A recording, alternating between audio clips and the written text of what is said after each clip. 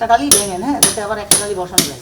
দুদকের কাছে অভিযোগ দিয়েছে, দুদক এখন সে জবাবটা আমাকে দেবেন যে এই যে 1,80,00,000 টাকার কাজের ভিতরে আজকে ওনারা দেখালেন সরজমিনে যে কাজ করেছেন বা বিল দিয়েছেন সেটা দেখালেন 65 লাখ টাকা, তাহলে বাকি টাকাটা কোথায় গেল সেই হিসেবটা দুদক দেবেন। আমি তো কে ডিসি, কে জেলা পরিষদের প্রধান নির্বাহী বা কে নেজারত, কে নাজির, এটা আমার দেখার দরকার নেই। তো 69 লাখ টাকার 5টা কাজ এখানে টেন্ডার দেওয়া হয়েছিল।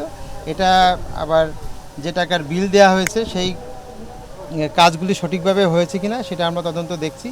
এর বাইরে যদি কোনো বরাদ্দ হয়ে থাকে সেটা আসলে কাগজপত্র দেখতে হবে, ওয়ার্ক অর্ডার দেখতে হবে, এবং বিল পেমেন্ট যদি হয়ে থাকে সেটা দেখে আমরা এটার সম্পর্কে মন্তব্য করতে পারবো। এখানে আমাদের 5টা কাজ আমরা দেখছি। এখানে দুটি ওয়াশ ব্লক আছে একটি, আর গিজাবো দুটি, যেটা ছাতার মতো, এটা আছে দুইটি। আরসিসি রোড ওই ছাতার সাথে কানেকশনের জন্য আছে 3 লাখ টাকার, আর সাইড ডেভেলপমেন্ট আছে 1 লাখ টাকার, 1,05,000 টাকার মতো, আর গাইড ওয়াল আছে 3,86,000 টাকার মতো।